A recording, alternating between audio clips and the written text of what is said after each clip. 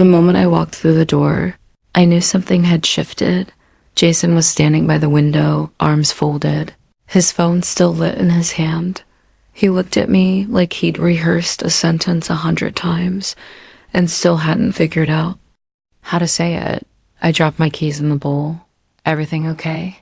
He hesitated. Depends on how you define okay. My heart stuttered. Talk to me. He turned toward me, voice even. I got an offer. A job? He nodded. Creative. Director. Full campaign freedom. Better money. Real growth. That's good, I said slowly. That's great. In Chicago. The word landed like a crack in glass. We didn't talk for the next 30 minutes. He cooked dinner like normal. I set the table like normal Dot, but nothing about the space between us felt normal. I finally broke the silence over pasta and wine neither of us were tasting. So, are you taking it? I don't know, he said. They want a decision in 5 days. I took a breath. And what are you leaning toward? He didn't answer right away. Instead, he said, what would you do?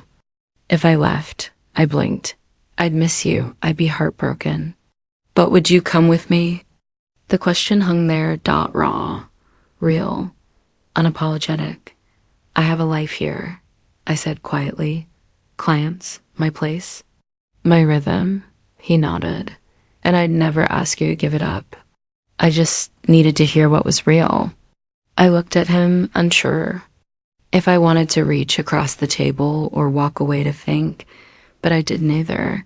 I just sat there, still that night. We didn't touch, not because we were angry, but because we didn't know what holding each other meant anymore. Would it be comfort? Or a countdown? The next day, I went for a walk, no destination, just the city in my ears, and the sound of my own heartbeat trying to outrun my thoughts. I thought about how much I'd grown since Jason moved in, how I'd started sleeping with both sides of the bed, warm. How the photo of us sat in full view now, how I'd stopped reaching for backup plans. But I also thought about the life I'd built, not a glamorous one.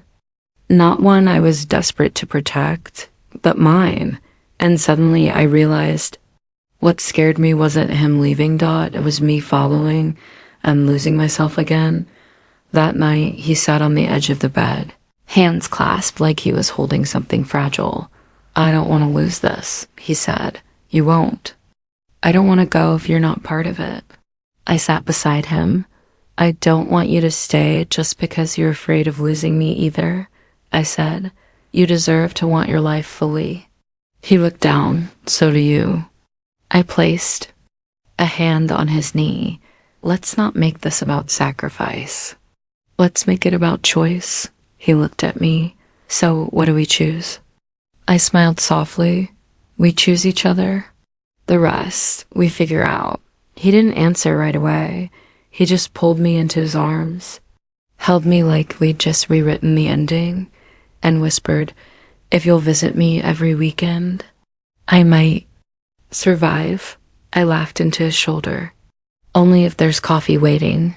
We spent the rest of the night making love the way people do when they know goodbye is coming softly, slowly, like memory and hope tangled together. And when we finally fell asleep, I didn't feel panic. I felt something stronger. Trust.